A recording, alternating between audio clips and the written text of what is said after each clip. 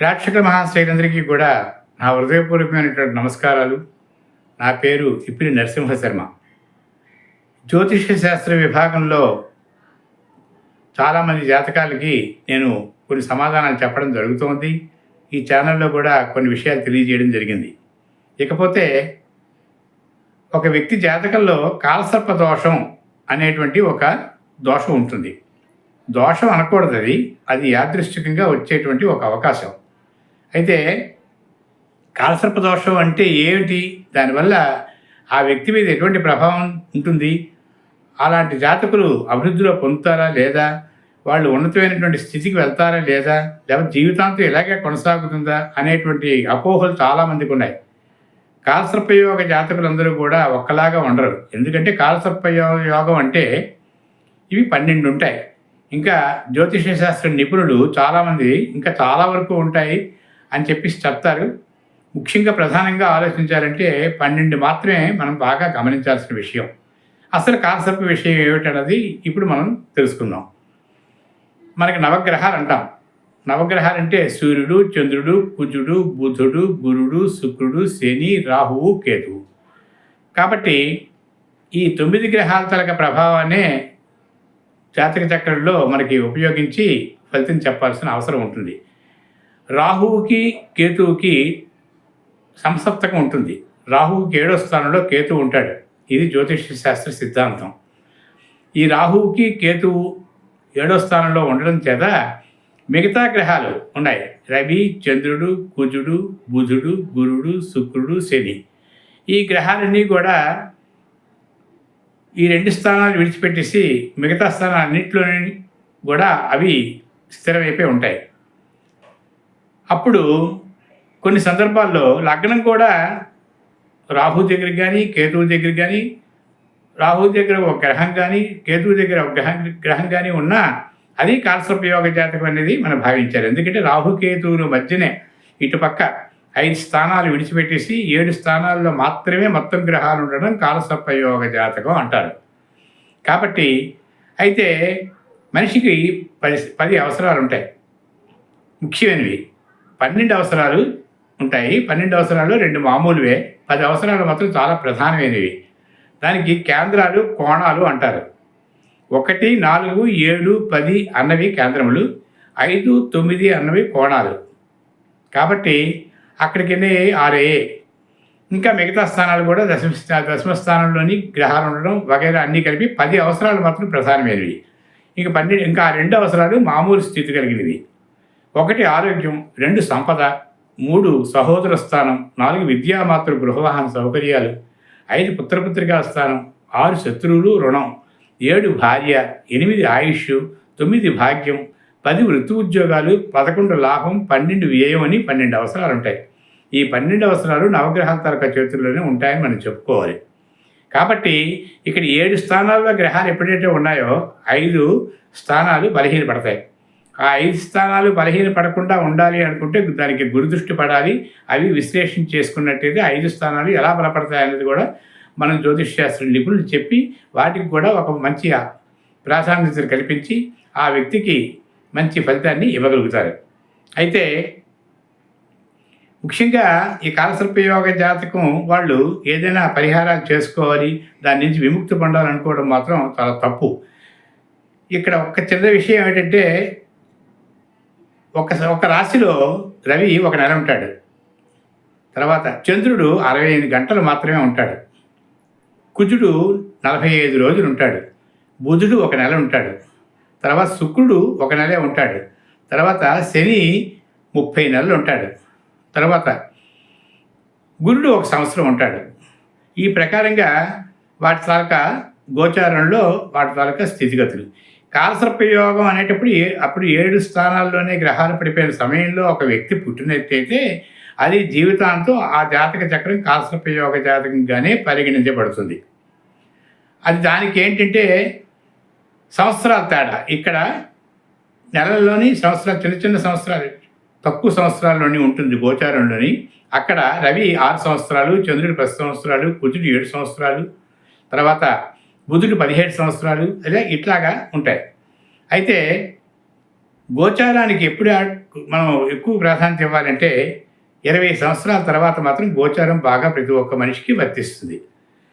అంటే చంద్రుడు 60 గంటల్లో ఉండేటప్పుడు ఒక రాశిలో 60 గంటలు మాత్రమే ఉంటాడు. అలాగే మేషంలో 60 గంటలు, వృషభంలో 60 గంటలు ఇలా లెక్క వేసుకుని తుల వరకు వచ్చేసరికి తుల నుంచి వృశ్చికానికి మళ్ళీ 60 గంటలకు వెళ్ళాలి కాబట్టి అప్పుడు వృశ్చికంలోకేమో చంద్రుడు మారిపోతాడు. చంద్రుడు వెళ్ళిపోయేటప్పటికీ ఇక్కడ నవగ్రహ ఏ కాలసర్ప యోగ జాతకం రాహుకేతువుల మధ్యని చంద్రుడు తప్పాడు కాబట్టి అది కాలసర్ప యోగ జాతకం అనిపించుకోదు. అక్కడితో కాలసర్ప యోగ జాతకం పోయినట్టే.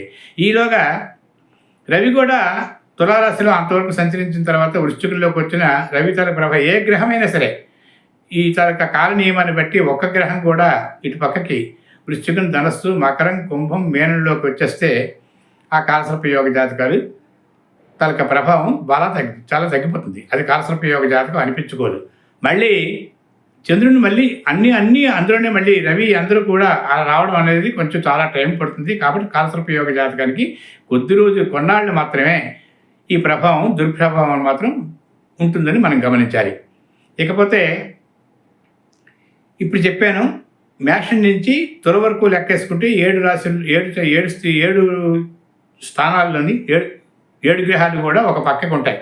ఆ ప్రకారంగా వృషభం నుంచి వృశ్చికం వరకు, తర్వాత మిథునం నుంచి ధనస్సు వరకు, కర్కాటకం నుంచి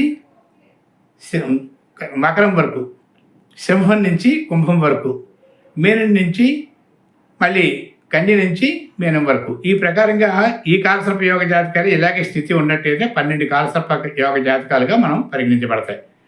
కాబట్టి ఈ కాలసర్ప యోగ జాతకాల్లో మిగతా 7 గ్రహాలు ఉష్టి పొందినటువంటి గ్రహాలు, శని ఉష్టి పొందుతాడో, గురుడు ఉష్టి పొందుతాడో, కుజుడు మంచి క్షేత్రంలో ఉంటాడో, ఆ తర్వాత ఇవన్నీ మన స్థితిగతులు పరిశీలించాక వాటి తాలూకా దృష్టులు ఈ ఖాళీ అయిపోయినటువంటి తాలూకా భాగాల్లోని పడినట్టయితే అది మంచి ప్రభావాన్ని కలిపి కాలసర్ప యోగ జాతకానికి ఒక పూర్ణత్వం చేకూరుతాయి.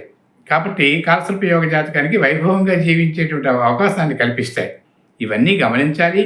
కాబట్టి కాలసర్ప యోగ జాతకులు ఎందుకు చాలా జీవితం అంతా కూడా వ్యర్థమైపోయిందని మాత్రం భావించకూడదు. ఇది పెద్ద సమాచారం. కాబట్టి అది ఈ చిన్న విషయాలతో తెలిపే విషయం కాదు.